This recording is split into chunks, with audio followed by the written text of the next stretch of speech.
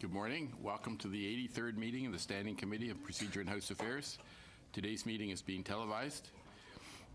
I'd like to ask members if we can stay maybe to 1:15 or so we could, because we've lost some time due to the votes, to try and get as much done. No, you can't? You guys can't either? There'll be neither of us here. Oh, okay. So, so we're normally scheduled to go to 1:10 though because of the extra 5 minutes. So we'll go to 1:10. Okay. And if people could, in the last 5 minutes, we'll just do some, a little bit of committee business. That's good.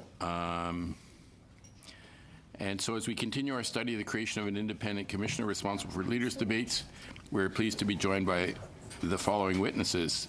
From Cable Public Affairs Channel, Catherine Cano, President, and General Manager, and Peter Van Dusen, Executive Producer.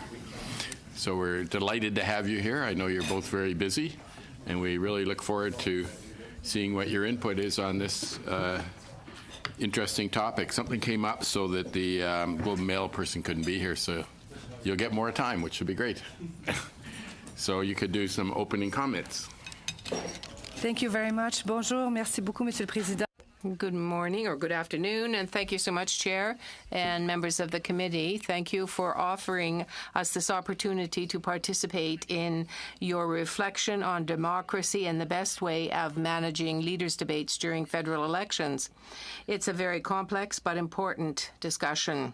I'm accompanied today by our Director of Information at CPAC, Mr. Peter Van Dusen. Our comments will be brief. Committee, as undertaken, is important, and the subject matter is very complex. Most democracies have the same debates over the debates and struggling with many of the same issues we are here in Canada. So we're not alone at trying to figure out what is best for our country and for the people. To complicate things further, the way citizens are consuming and accessing information is changing and expanding at each election cycle, adding new opportunities but also new challenges. We have followed with great interest the first few meetings of this committee, and I've been heartened to hear that this committee, and indeed all parliamentarians, hold CPAC, the Cable Public Affairs Channel, and its role in high regard. So perhaps I can begin there. For the last 25 years, and by the way, this is our anniversary year, CPAC has built and fiercely maintained a reputation for independence, balance, fairness, and political impartiality. It's not just a slogan for us, it's our mission statement. We believe Canadians have come to count on us, knowing that we have only one interest in mind, theirs. Through our coverage of Parliament, politics and public affairs, election campaigns and conventions, and through our digital initiatives to engage Canadians, especially young people, to better understand their democratic institutions, we are the window on the democracy we have and builders of the democracy we want. And our role has never been more important than at election time. This is what leads us to deal with the subject under consideration by your committee, the proposal to create a commission to appoint an independent commissioner who would be responsible for supervising leaders' debates during federal election campaigns. Just let me take a moment to describe the role of CPAC in 2015's campaign. And all debates where the party leaders agreed to appear. We did not organize any debates. We became the carrier for others, 5 debates in all, and we felt it was fundamentally important to the democratic process that CPAC make these debates available to Canadians everywhere, even if they were not the traditional consortium-sponsored debates. We didn't set the rules. We didn't decide the format. We left that to the debate organizers. But we made sure that all Canadians had access to the debates. We put the interests of Canadians first. To be clear, CPAC was not then, and never has been, a member of the consortium of mainstream broadcasters, although we have always purchased access to the debates from the consortium and carried them on all CPAC platforms. We also understand that leaders' debates aren't the only defining moments of campaigns. That's why we believe we have the most extensive national coverage of grassroots campaigns of any media outlet in the country. We provide half-hour riding profiles of the key election races unfolding across the country, almost 70 races in the last election alone. So what role would CPAC be prepared to play in future elections as it relates to leaders' debates? Our answer is simple. Just let us know how we can help. But please consider a few things. As we've stated, we place our reputation for fairness and independence and impartiality above all else. Organizing debates, deciding who's in and who's out, we feel could easily jeopardize those hard-won attributes and threaten that reputation. Fights over the rules and invitations are in part why the consortium model collapsed. CPAC prefers to occupy the neutral ground and then deliver the content once the rules have been established. In this case, if the proposal before the committee is adopted by the Commission, rules set, if the committee adopts that model by the Commission or Commissioners for Election Debates or by some other mechanism that may come from this process. So, as always, we would be interested in bringing the debates to all Canadians once the rules are established and approved by all involved. We also would like to point out that CPAC works on a weekly and mostly daily basis in partnership with all the media organizations, including members of the consortium. We value this collaborative approach. We strongly believe, especially in election time, that what matters most is giving Canadians all the information they need and want to understand the issues at stake and to know the leaders seeking their trust.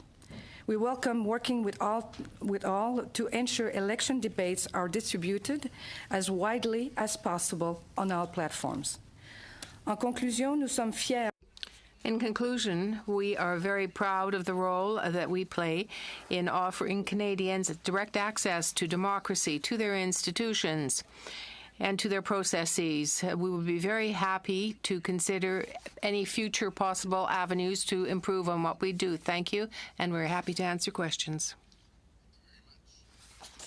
For one round, one slot for each party of 7 minutes, so if you want to share that, that's up to you. So, Mr. Graham. Thank you for being here. It's nice to see you again, Ms. McKenna, and nice to meet you, Mr. Van Dusen. I've been watching you for some 16 years in CPAC since you're there, so it's nice to meet you in person. Thanks very much. One thing you said in your opening comments struck me. You said you purchased the debates from the networks. What did that cost, and what were what's the deal? With Well, so to be specific, you're talking about purchasing the consortium debates or all the debates we carried in the last election? the consortium debates. I'm curious, Okay, how they handled that, because we didn't know about the purchased part. Right. There's typically a fee that all broadcasters pay to be part of the consortium debate. I'm not sure that that's public information, that people give out that fee. It's part of a business arrangement, so I'm not sure I'm at liberty to say what that is today. That's all right. Would CPAC be interested or willing to host debates directly? Is that something that you would want to do? Well, that's a good question. And you're talking about being a host broadcaster, like in the Olympics or something like that. I think we're open to ways of which we could contribute. It depends what it is, what we're talking about. What we don't want to do is deciding who's in, who's out. We don't want to be in that space. But contributing in other ways, it will really depend what the committee comes up at the end of the day, what will be recommended, will be the role, how the rules will be decided, and all that. Okay. If there's a commission or a commissioner, do you think it is reasonable or unreasonable that the main broadcaster be required to carry debates, at least one debate in each language, for example? Is that a good idea, bad idea, or no opinion? Well, I think it is to this committee to actually decide. I don't think it's CPAC's role to determine that. I can tell you one thing, and as far as we are concerned, we certainly feel compelled that it's important for citizens to actually have access to as much information as possible during an election, and debates are important. So we will carry them as many as we can, and I'm hoping that the solution will help actually make sure that it favors Canadians' understanding of the choice they have in front of them. So we certainly would do that. Understood. You've broadcast most or all debates that have happened over the last few elections. Can you give us a sense of audience numbers from election to election? Well, I think those are public. The numbers we've had for 2015, because I don't have the ones before that, 2015's, it was aggregated numbers of all the people broadcasting. Actually, it's CPAC and a couple of others.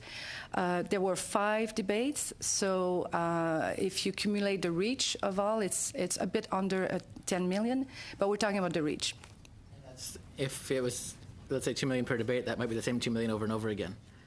It could be. I mean, there's no way to know, or maybe there's a way to know, but we don't know that in terms of if the same people have been watching, all the debates. Okay, and you don't have the numbers in front of you, but ballpark, do you remember what it was like when the consortium had their debates, if it was a much higher number than that? You know what? I don't know for sure. I know there's a number that's been going around of about 14 million for the one debate, or maybe the 2, including the French one. But you should double check that with them, because honestly, I wouldn't want to take my word for sure. Do you see a role for the?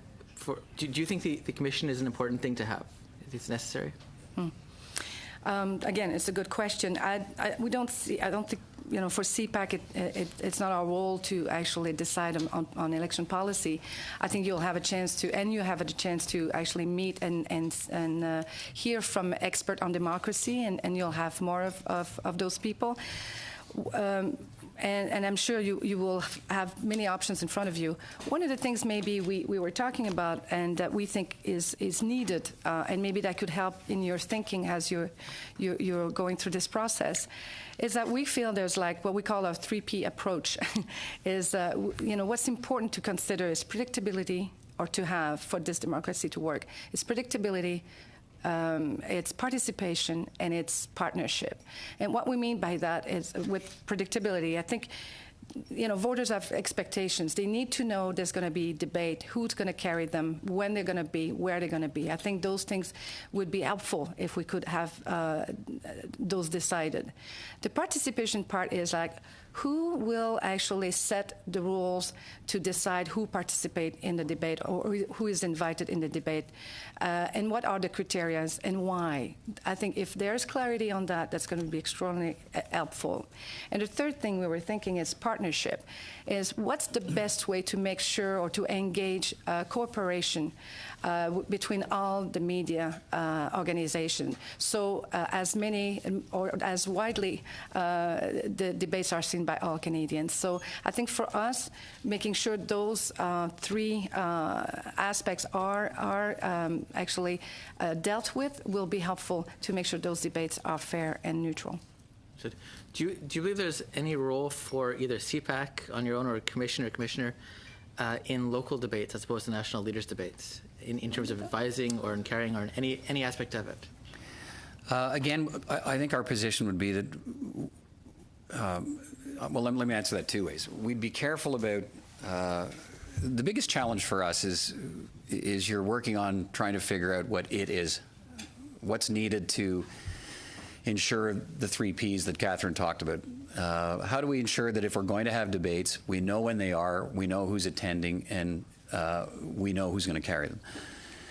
So you'll have to figure out what the it is before I think people like CPAC can decide what kind of role we can play in the it, and what we're prepared to play. We're a small operation, to be frank, but we like to think we punch above our weight in a lot of areas, and one of those areas is on the local side. So if there are local debates, we would happily entertain that, because as I mentioned, we were in 70 ridings in the last election campaign. Profiling ridings we think would have an important outcome on the election result, and some of that coverage included local debates that were part of the riding profile, where candidates got together on a Tuesday night at a hall somewhere in the riding. It may have been in some of your ridings. I don't have the list in front of me, but there's a good chance we've been to some of your ridings at some point. So we're open to that. As we said in our opening remarks, we understand that campaigns are about more than debates, leaders' debates. We understand the process. We understand that people don't vote for prime ministers in this country. They vote for parties, and the leader of that party becomes the prime minister if that party wins the election. So there's a great deal of importance at what happens at the local level, and we get that, and that's why we're at the local level a lot during campaigns. They vote for people. Thank you very much for that. Thank you. Thank you, Mr. Graham. Let's go on to Mr. Nader. Thank you, Mr. Chair, and thank you to our witnesses for joining us today. It's great to have you.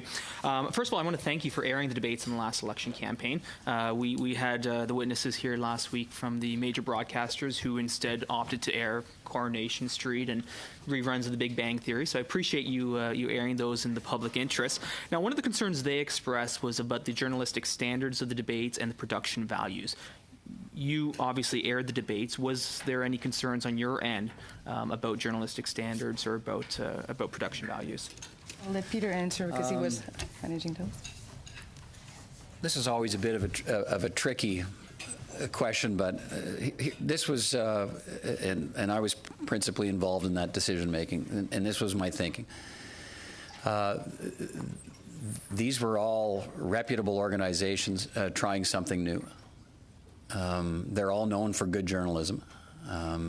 And so we took the position that it would be in the greater interest of democracy to show people what is available, having not organized them and not passed judgment on who's able to do what. It was more important in our case to give Canadians an opportunity to see debates in some form. And you really can't answer questions like, to my mind, you really can't answer questions of how good the journalism is until you actually see the product. So we made a decision, look, this is Maclean's, this is the Globe. Let's see what they have on offer, because right now it's all that's on offer. So let's show it to Canadians, and let's perform a, what I would call, you know, a little bit of an aerial view of the importance of what's happening in the campaign, and make sure that we put the democratic process above important questions about the quality of production and quality of journalism, and leave that for viewers to decide after we've aired the debate. Excellent. And just clearing up on that a little bit, the variety of the debates, is that something you see as a positive in election campaigns, having different styles, different types of debates, rather than just one English, one French, having a different variety, perhaps even on different subject matter? Yes, we think so. I mean, it works. It could work. It depends, you know, the length of the campaign as well. I think one of the considerations is that for you. But yes, we were, you know, I think we were happy with the different format. It gives different ways to go at question and themes, and for sure.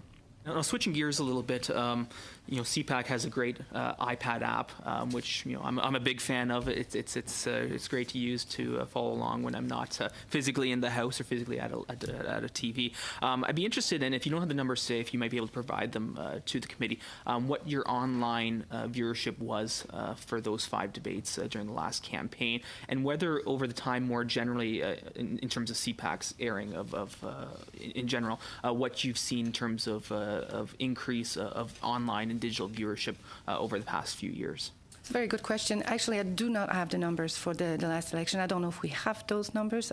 I wasn't there at the time, but I will look into it, and then I'll forward any information I have. Now, in terms of our, the number of people going on our website and apps now is extraordinarily growing in the last couple of years, for sure. So there is audience on the digital space. I'm going to ask one more question, and then I'll throw it to Kevin Waugh for the last minute or so.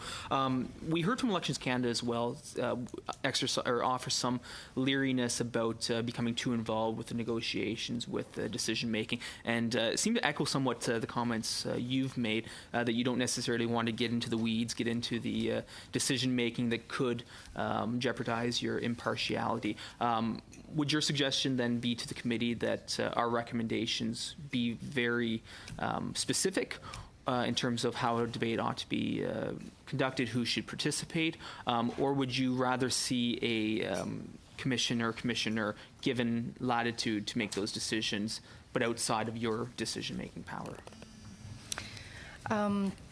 Well, again, I think you will have a chance, and I think that your work will be a great opportunity to actually hear all the views and options in front of you. It's hard to know now what would be the best thing. With a body, is that appropriate to have enforcing predictability, as we talked about it, on all stakeholders? What kind of power and enforcement that would have? Is there any other way to go at it? I think you have a chance to hear a really great expert on that, and we were looking forward actually to see what options are there. It's a bit difficult to know at this point, but I think those are the questions probably to ask yourself. Thank you very much. Kevin? Yeah, thank you. 2 minutes, lots. Well, the basic cable fee includes CPAC. As you know, across this country, you are the political channel, as it's turned out in this country. I know there's different views about the production costs and pool resources, but I would like to see the commissioner, and I've talked to you about this, Catherine, CPAC is the political channel. You do have the experience 24/7, and I think it's important that CPAC lead this for the next debate.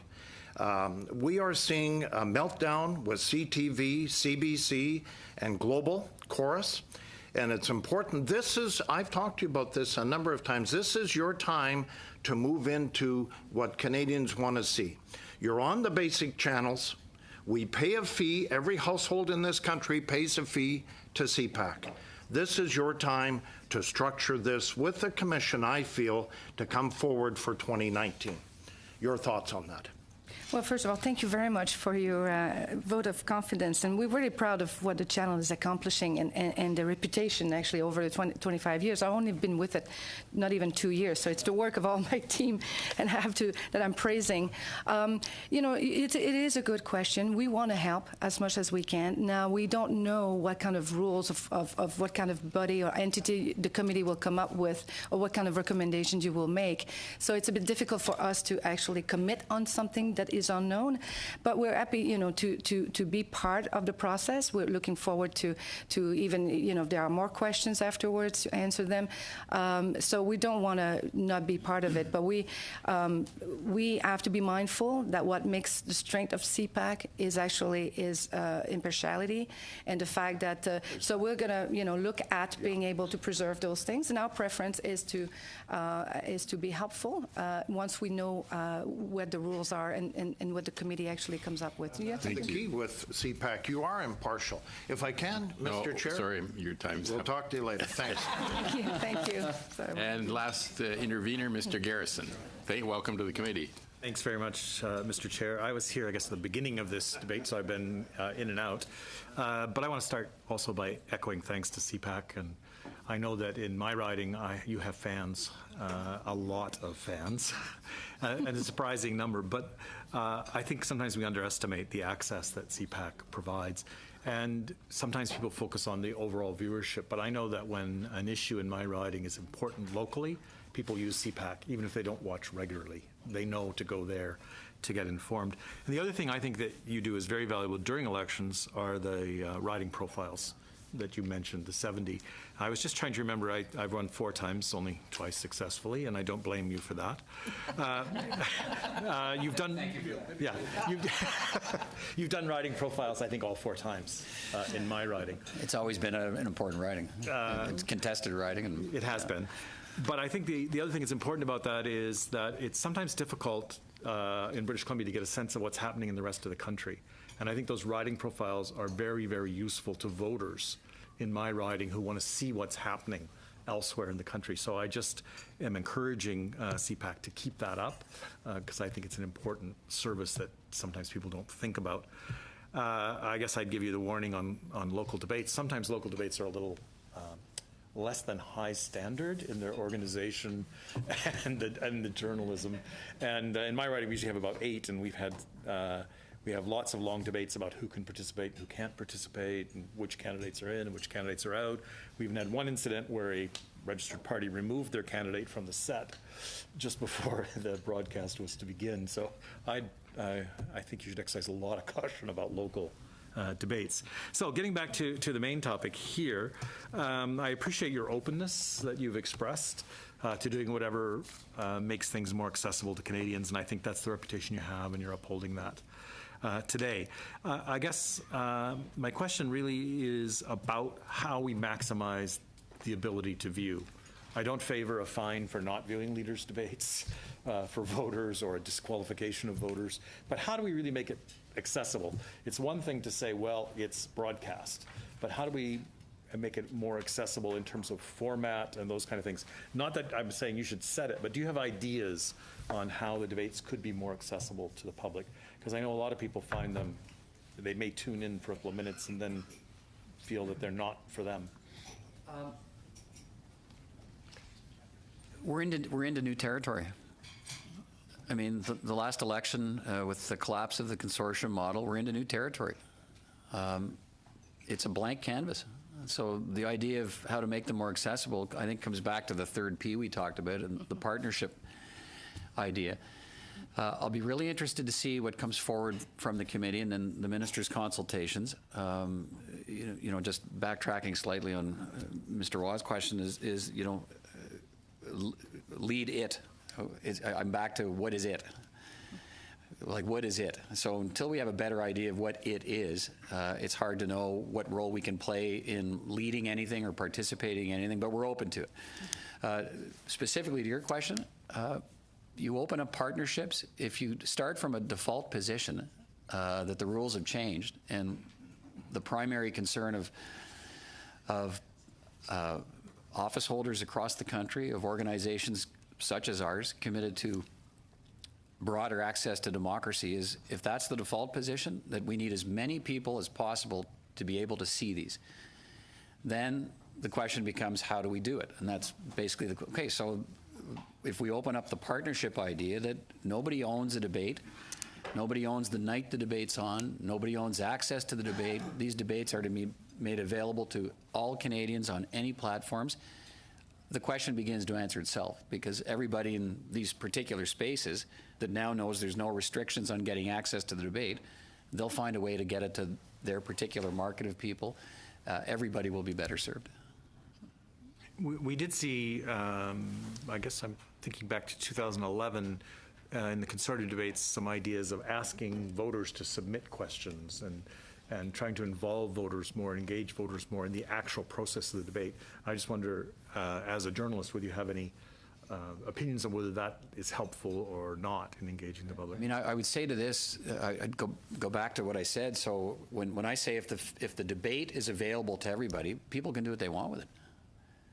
Some people can have a debate that, watch our debate because we're featuring this kind of input. Watch this debate because we're featuring this kind of input.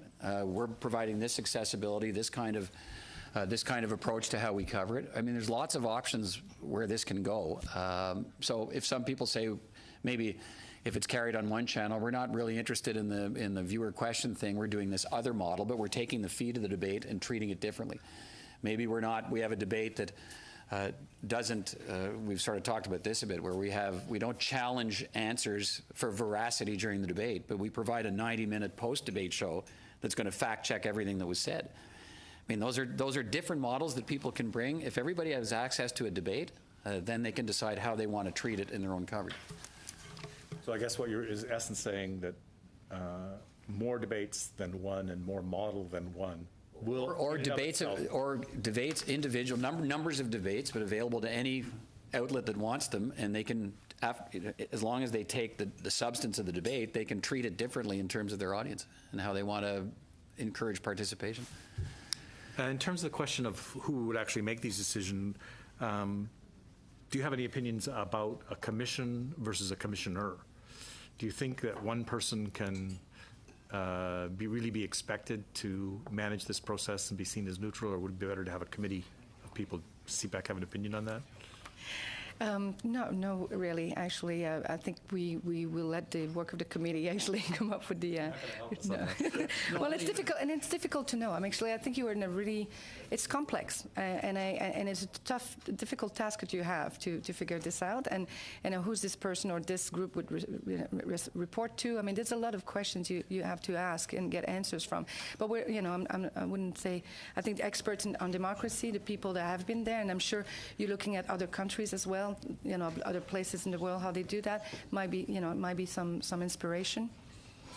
I mean, to repeat, if you can, and we're not here to weigh in on what model you come down on, but if you can find predictability and determine participation and figure out a way to encourage partnership, I don't know whether that requires an office holder, whether that requires a different kind of approach, but if you can answer those kinds of concerns for us and others, that'll serve the process. Well, thank you. Thank you for coming. As you can see, we all enjoy CPAC very much, and we respect the way you do business, so we really appreciate you being here today. We're just going to suspend while we get the next panel up. Thank you. Thank you very much. Thank you.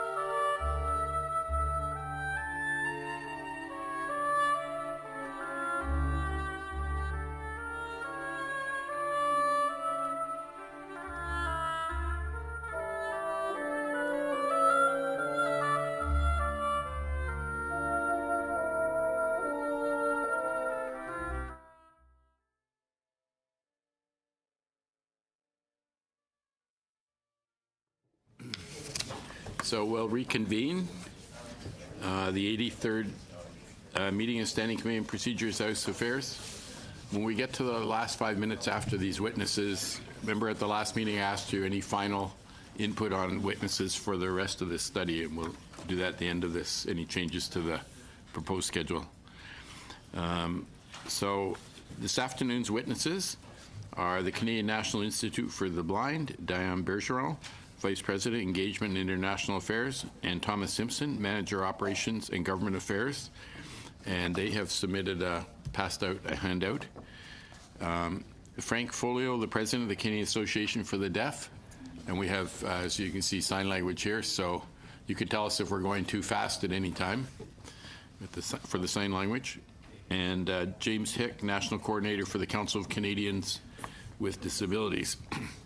You'll each have a chance to give opening statement, and then there'll be questions from each party, and there'll be a 7-minute round of questions for the person, and that includes both your answer and the question. So just keep that in mind when you're providing your answers. So we'll start out perhaps with the Canadian National Institute for the Blind, if you would like to make any opening comments. Thank you very much. I'd like to first off thank the committee for inviting us to come today. I'm Diane Bergeron, and with me is Thomas Simpson. CNIB has been around for almost 100 years. We were founded in 1918 to serve people coming back from World War I, our vets that came back war blinded, and also to serve people who were blinded through the Halifax explosion. We provide services, training, and skill training to individuals who are blind and partially sighted to help them navigate in their environment, be safe in their external and internal environments. And we provide charitable programs such as peer supports and camps for kids and so on. One of the things that we do is some advocacy work, and we help to educate the public on the needs of people who are blind or partially sighted.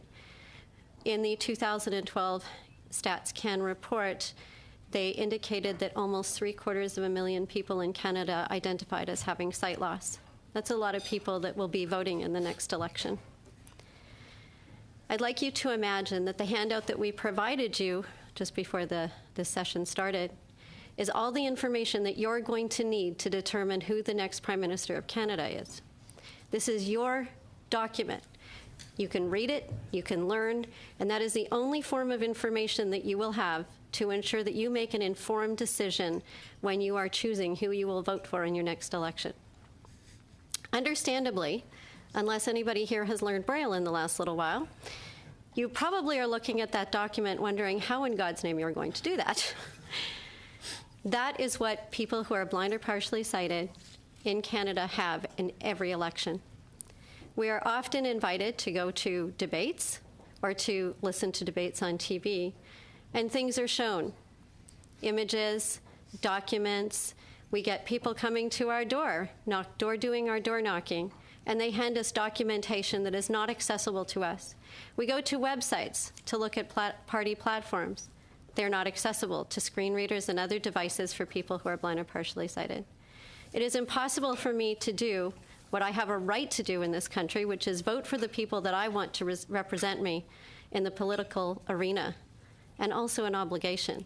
It's impossible for me to do that as a person who's totally blind and do it as an informed decision if all I have to access is a minor amount of information. I have the right as a Canadian to access the electoral process the same as everybody else. Unfortunately, that's not always provided. In order to ensure that we do have the ability to make an informed choice, we've got some recommendations, and I'm going to ask Thomas to go through them with you. Thank you, Diane. CNIB supports the creation of an independent commission or commissioner for the leadership debates during an election, as long as the following are included to ensure that accessibility is met for Canadians who are blind or partially sighted. If a leadership debate is broadcast on television, it must include descriptive audio. If visual aids are used, either by a party leader or moderators, it must be described to those who are watching. This includes if names are put onto a screen or if a PowerPoint presentation is used. It's recommended by CNIB that the committee should connect with the Accessible Media Inc., AMI, a not-for-profit company that entertains, informs, and empowers Canadians who are blind, partially sighted, or have hearing impairments. They run 3 broadcast services, AMI TV, AMI Radio, both in English, and AMI Télé in French.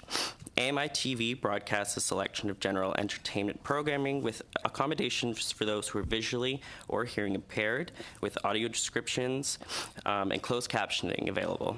AMI is an expert in incorporating accessibility on television and should be consulted to make leadership debates the most accessible for Canadians. Similarly, the use of ASL, American Sign Language, and Langue des Signes de Québec, LSQ, is necessary for Canadians who are deaf and deafblind. In order to get the most amount of people to tune into leadership debates, it should be marketed and advertised in an effective manner. This means not only in conventional print.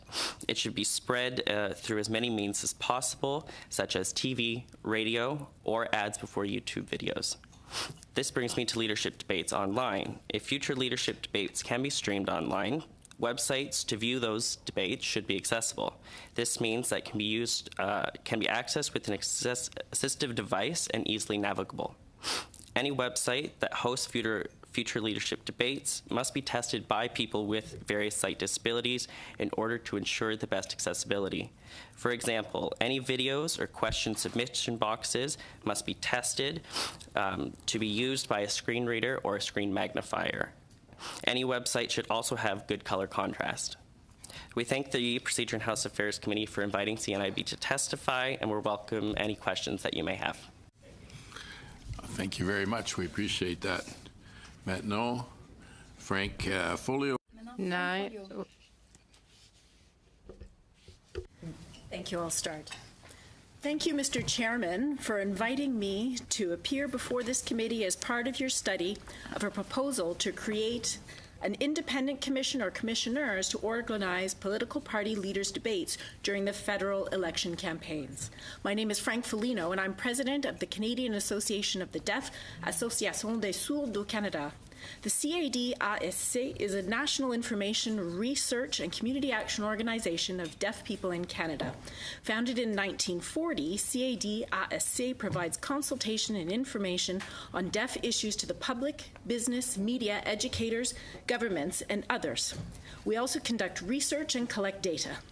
CAD-ASC promotes and protects the rights, needs, and concerns of deaf people who use American Sign Language, ASL, and Langue des Signes Québécois, LSQ.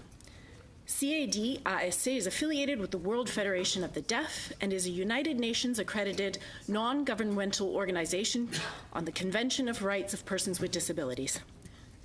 Sign language is recognized 7 times within 5 different articles through the United Nations Convention on the Rights of Persons with Disabilities, which Canada ratified in March of 2010. It refers to our rights outlined in the Convention to address the articles that relate directly to signed languages. In Canada, deaf people use ASL and LSQ to reflect that we embrace diversity and inclusiveness and core values, and we are committed to maintain an inclusive environment in Canadian society. There are many countries that have legally recognized sign languages, such recognition in Canada would ensure the removal of barriers and provide equal access, which is an important step towards becoming an inclusive and accessible Canada as we integrate into both English and French societies. Too often, accessibility issues have been an afterthought in federal political parties' leaders' debates. It is clear that there are accessibility issues that are barriers for deaf and hard of hearing people. They could not participate in the entire process of a nationally televised debate and on social media platforms. In previous federal political party leaders' debates, there was lack of sign language interpretation and the closed captioning in social media platforms throughout the televised debates. To make future political party leaders' debates accessible for deaf people who require access to information, we would like to see sign language interpretation in ASL for English debates and LSQ for French debates. This would include picture-in-picture on screen and closed captioning in English and French. We, as deaf people, can participate and be privy to what's happening during the debate to have good understanding of the different platforms that candidates have. If there's no interpreting services provided throughout, we don't fully understand what people are talking about. Obviously, the language during the debate is elevated and sophisticated, and without having access to ASL or LSQ during those debates, we don't know for whom we are voting. So when we get to the polls on election days, we're not making a truly informed choice. And that's another good example of how we are not really included in society as deaf people in the way that other Canadians and other citizens are. So we don't have true access in our own language. We do have it in French and English, but of course those are the languages that are predominant among other people. And so we're looking to gain not only access to interpreters, but access to information. Oftentimes we're faced with information that is in English or in French. And so we would like to ensure that the federal leaders' debates during future election campaigns provide services to make the information accessible not only in English and French, but in signed languages as well, so that we can truly access the information in our language. This demonstrates how an independent commission or commissioners can take a positive approach to include deaf people by way of making their information accessible when it comes to organizing the leaders' debates during future election campaigns. The creation of an independent commission or commissioner will provide the opportunity to address these accessibility issues to ensure an inclusive and accessible Canada. It's important that an accessibility lens is being implemented, which is described in the quote below. An accessibility lens is a tool for identifying and clarifying issues affecting persons with disabilities used by policy and program developers and analysts to access, address, and impact all initiatives, policies, programs, or decisions on persons with disabilities. It's also a resource in creating policies and programs reflective of the rights of the needs of persons with disabilities. We would like to see an establishment of an accessibility advisory committee with lists of experts to advise the independent commission or commissioners to ensure the implementation of access services are being planned well in advance. The accessibility lens in organizing political parties' leaders' debates during federal election campaigns will have to ensure that accessibility will be a forethought, not an afterthought. This will address the barriers that we face because they are significant for us. Sign language interpretation during the political leaders' debates allows us to participate through sign language, which is important to our community.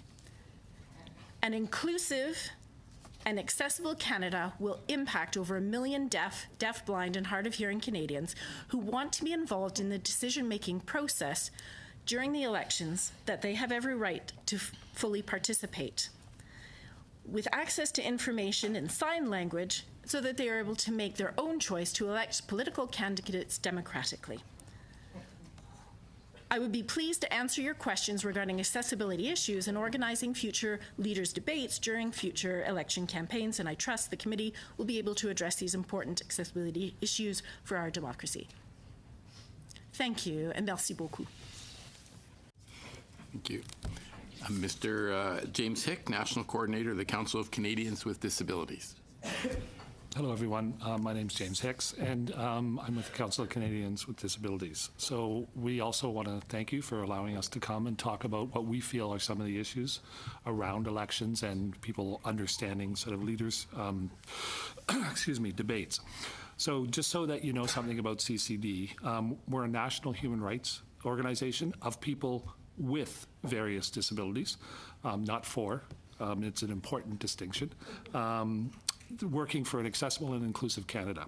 CCD is delighted the Standing Committee on Procedure and House Affairs is conducting a study about appointing an independent commissioner to organize televised leaders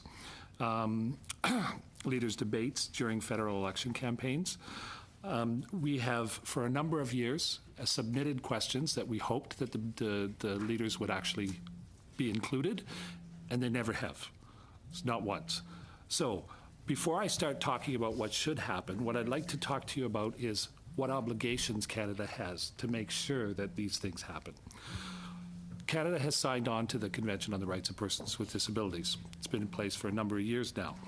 Article 29 is participation in political and public life.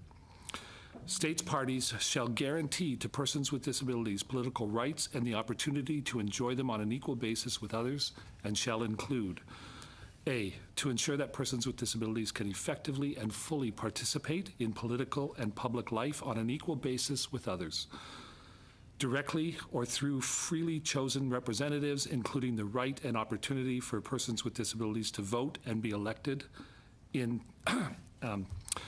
by ensuring that voting procedures, facilities, and materials are appropriate, accessible, and easy to understand, protecting the rights of persons with disabilities to vote by secret ballot and get assistance from the people who they choose, not somebody else, guaranteeing the free expression of the will of persons with disabilities as electors, and to this end, where necessary, at the request, allowing assistance in voting by someone else. And then B, to promote actively an environment in which persons with disabilities can effectively and fully participate in the conduct of public affairs without discrimination and on an equal basis with others, and encourage their participation in public life, including participation in non-governmental organizations and associations, forming and joining organizations of people with disabilities to represent persons with disabilities at international, national, and regional locations. In addition, Canada's Charter of Rights and Freedoms guarantees equality before and under the law to people with disabilities. And the Canadian Human Rights Act guarantees to people with disabilities that they will not experience discrimination in the federal jurisdiction with respect to the provision of goods and services. This includes the right to vote, and the right to vote, and the right to be a part of the whole voting process, which includes the debates. And if those things are not there, it will not come true. So I could talk a lot about some of the things that people have already talked about. I was going to bring up ASL and LSQ interpretation. I was also going to bring up audio narrative during the debates, key visual elements, making sure that people are aware of nonverbal communication that takes place during a debate, the use of plain language for people who aren't necessarily grasping the language as well. Closed captioning so that people who are hard of hearing have access to the debate's information. Accessibility accommodations would it be available in all locations and platforms to ensure participation of citizens with disabilities in the audience and participation of potential candidates who may have disabilities. So in addition, I'd like to talk about, how you may actually become compliant. So, if it is determined that an independent commissioner is to be tasked with organizing televised leaders' debates, then they will need to ensure full participation is spelled out in whatever legislation authorities the establishment of the commissioner. The obligation to organize debates which are fully accessible to Canadians with disabilities and inclusive of the concerns of people with disabilities, so that this component of Canadian elections meet the expectations set out in Article 29 of the CRPD. To ensure that format of the debates is truly inclusive and accessible, the legislation should require that in advance of planning a debate, the commissioners shall consult with the representative organizations of people with disabilities concerning the accessibility and inclusion that are needed to ensure compliance with Article 29. That the commissioner shall establish an advisory committee consisting of individuals appointed by the self-representative organizations of people with disabilities who will advise on debate questions that are inclusive of the concerns of Canadians with disabilities.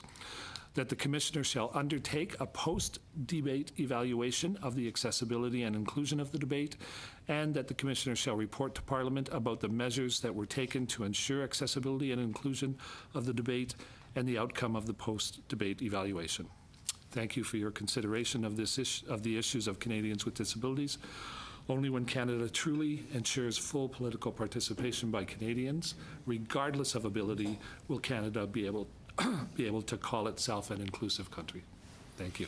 Thank you all for your presentations and also for the work you are doing every day. We really appreciate it. Canada really appreciates it.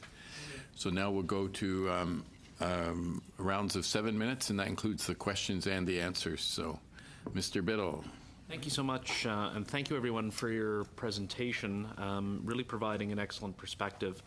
I'll start perhaps with Ms. Bergeron. Thank you for your comments and also for giving me a perspective in terms of next time I go door to door, because it's not necessarily just one campaign, it's 338 campaigns times all the various parties. So I appreciate that.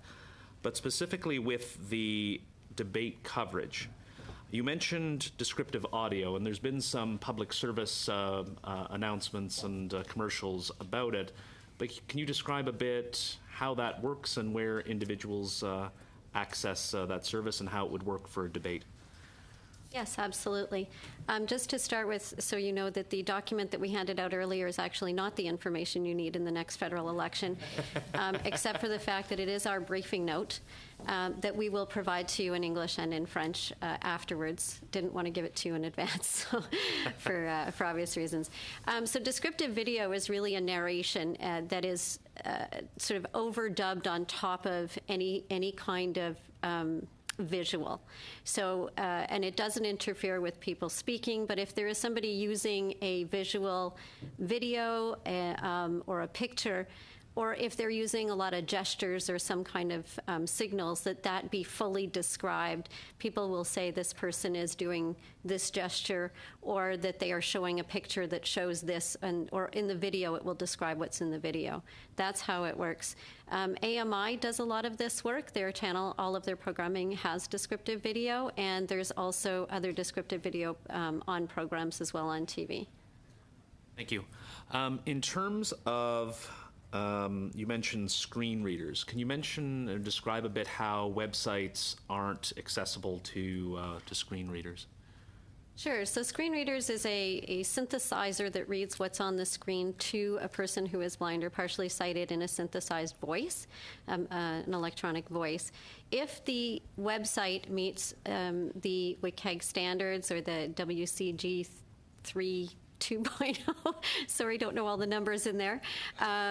The website can be accessible with that. If there are some images there, some videos that are not described, if there are, if they're done in ways that is set up so the screen reader can't read what's on the screen, sometimes there's imaging or programming in the background that stops the voice synthesizer from working. It doesn't allow us to access.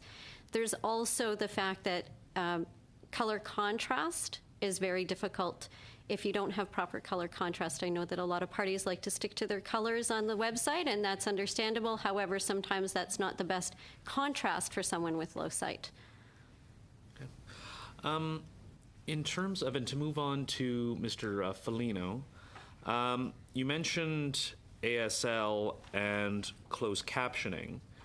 Is it important that they exist together, or would one be acceptable, or is it necessary that they both be there for full accessibility? The answer is both. You require both. Closed captioning is primarily for the hard of hearing community, or anyone with intellectual disabilities can watch the closed captioning, and it benefits everyone. Sign language, ASL and LSQ, needs to be there simultaneously as well. And I go back to my time as a lawyer, and I would read transcripts, and it would be very difficult when lawyers would talk over each other and trying to figure out what was being said. In a debate format, that often happens. How would ASL or closed captioning deal with that situation, if they can?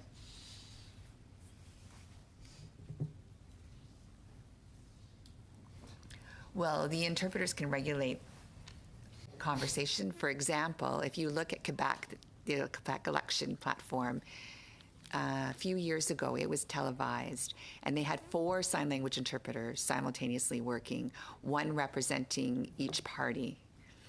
And then they were neutral, obviously. The interpreters would just then interpret the conversation happening back and forth, and it was quite effective. And it's available on YouTube if you want to see a sample. And that seemed to work very well. And a question, I don't know, I have 2 minutes. I think this question I open up, I apologize for the lack of time. In terms of existing social media platforms, do they do a good job in accessibility issues? And how can that be used going forward for a debate, or how can it be improved? I can try and answer some of that anyways. I think that it depends what social media platform you're using. So if you use one that's primarily visual, my guess is that they do not include any text in the background that people with visual impairments would be able to use.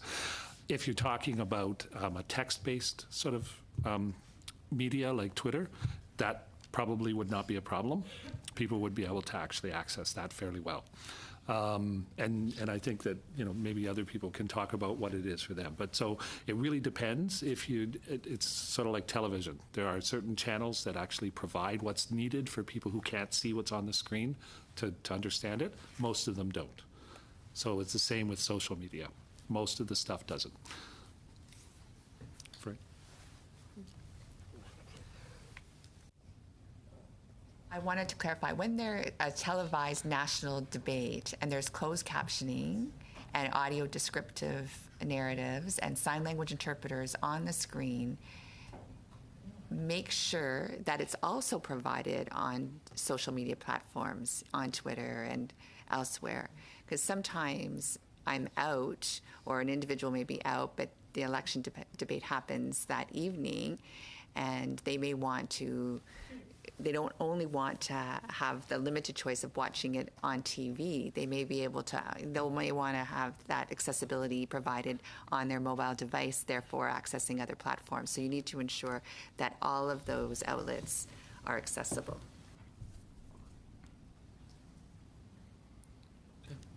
Okay, thank you, Mr. Biddle. Thank you. And now we'll go on to Mr. Richards. Thanks, Mr. Chair. I guess the question I've got, maybe kind of all of you, but I'll sort of ask it slightly differently to each of you. So give me a second, and then I'll let you all respond. Mr. Foligno and Mr. Hicks, you both in your opening statements kind of mentioned some very specific examples of concerns with past debates. Now, I wasn't clear in both cases whether that has been something that's been consistently a problem, or has there been debates in the past where some of those issues have been addressed or been dealt with so that you were able to properly access debates, or your members were properly able to access them. And then for Ms. Bergeron and Mr. Simpson, can you give me some more specifics on some of the concerns that you've specifically seen in debates in the past? And again, have those been consistently issues, or have you seen debates where some of those things have been addressed? Do you want to go? If I may. If you're looking at a picture-in-picture of the sign language interpreters, it's never happened in a political debate. I think it just has to happen once for it to become precedent. I think that from the perspective of CCD, I think it's more about, well, number one, as we said, we have for years sent in questions about disability. They have never been included. So there has not been a question about disability on any leaders' debate, ever. And it would be nice to see that happen. But I think it's really important that you look at disability as not a separate issue, because it applies to everybody. So for instance, if there was a question on violence against women, it should include reference to concerns of women and girls with disabilities and deaf women and girls in a meaningful way, because they have their own issues around those things. So it's a matter of recognizing that the issues are not always the same, but they need to be addressed. So helping people to understand that, and if a commissioner is appointed, that commissioner spends time or has an advisory committee from the disability community to understand what questions they need to ask and what supports need to be put in place so that you actually do make everything accessible for folks. Okay. So I would love to answer your question. The problem is because they are not always accessible, I have no idea what has been missed. I have no idea if there has been a video or an image put up in the background, or what expressions and body language people are using. I can sometimes infer based on the debate as to what a person is expressing, but it's not always there.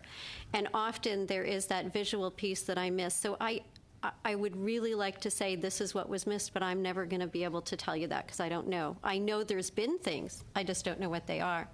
I would say that we agree with the concept of making sure that the commissioner speaks to and consults with people with disabilities.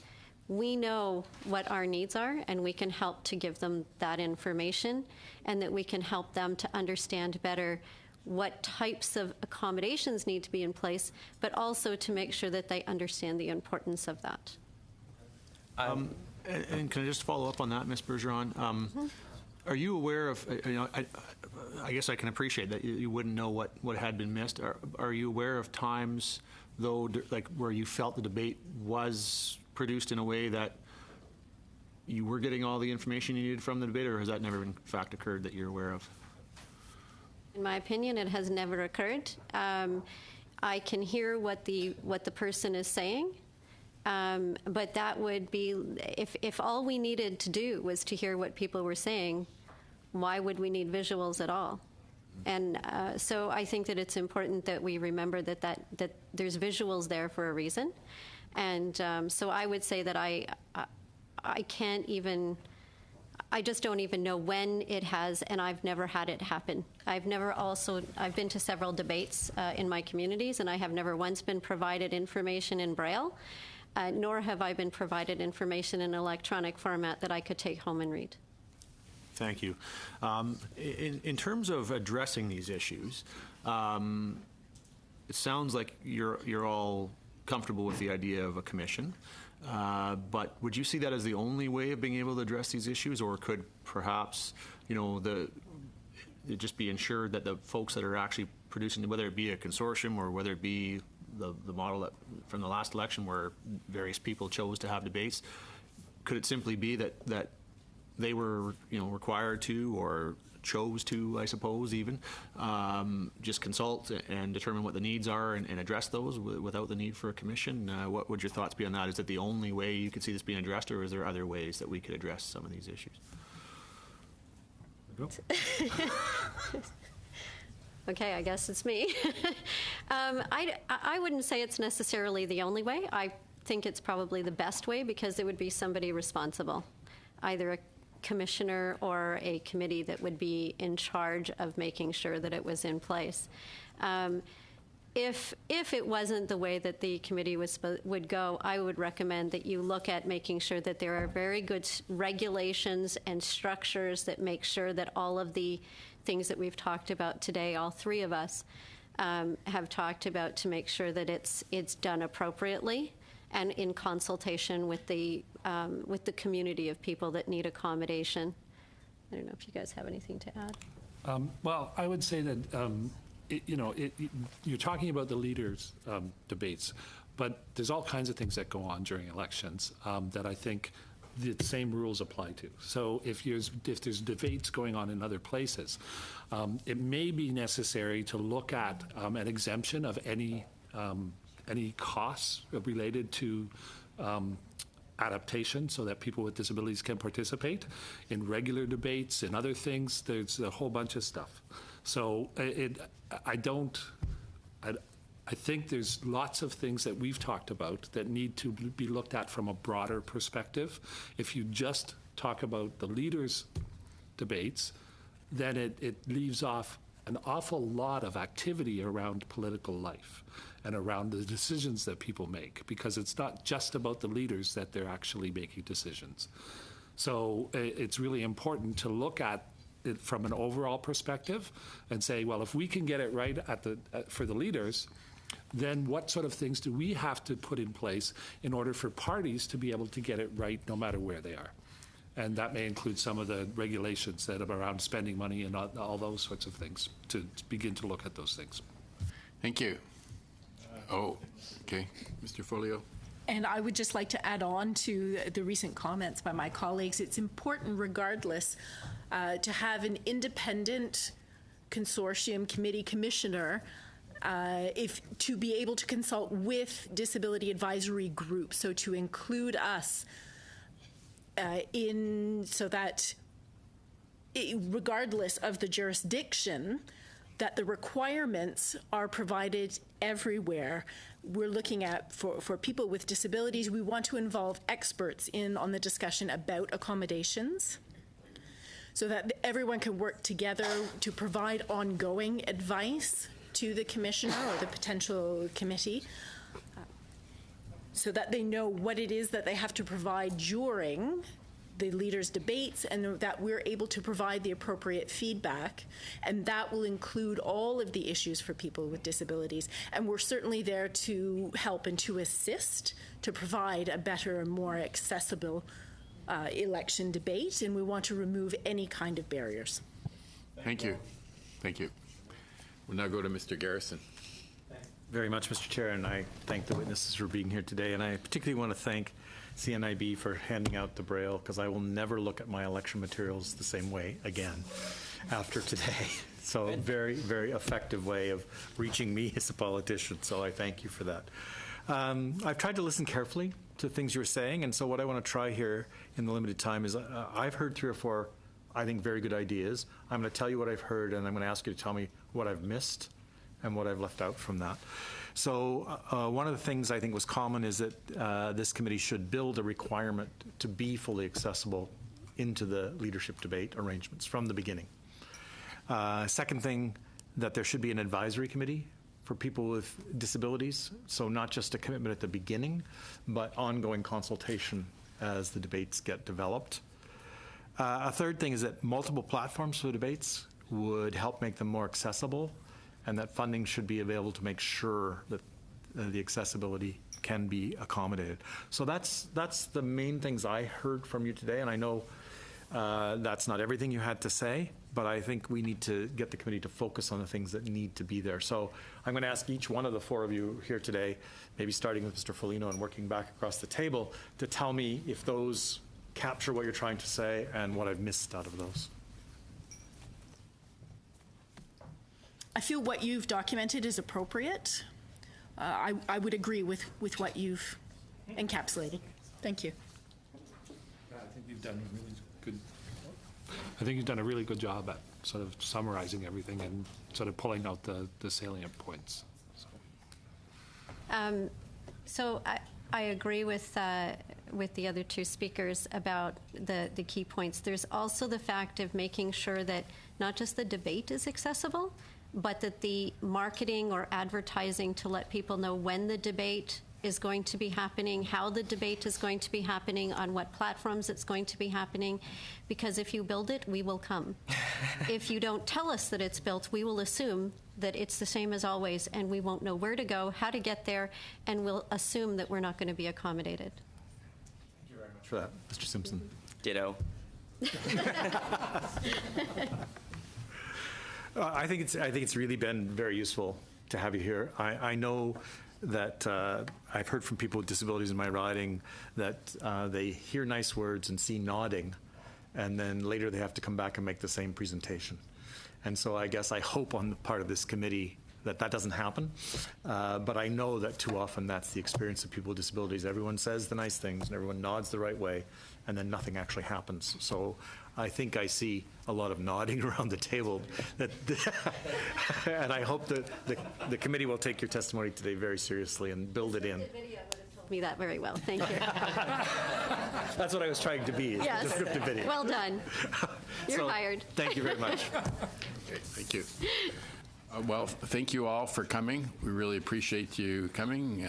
It's a very new perspective, as some of you said, that hasn't been covered sufficiently in the past. And now we have no excuse for not making sure it's covered in the future from your excellent testimony. So thank you very much. Committee, we just have to take a couple minutes here to go over our next, you can stay or you go on camera for this? Normally, you would go in camera to discuss witnesses. Oh, yeah, we're just going into camera for committee business, just for really quickly here.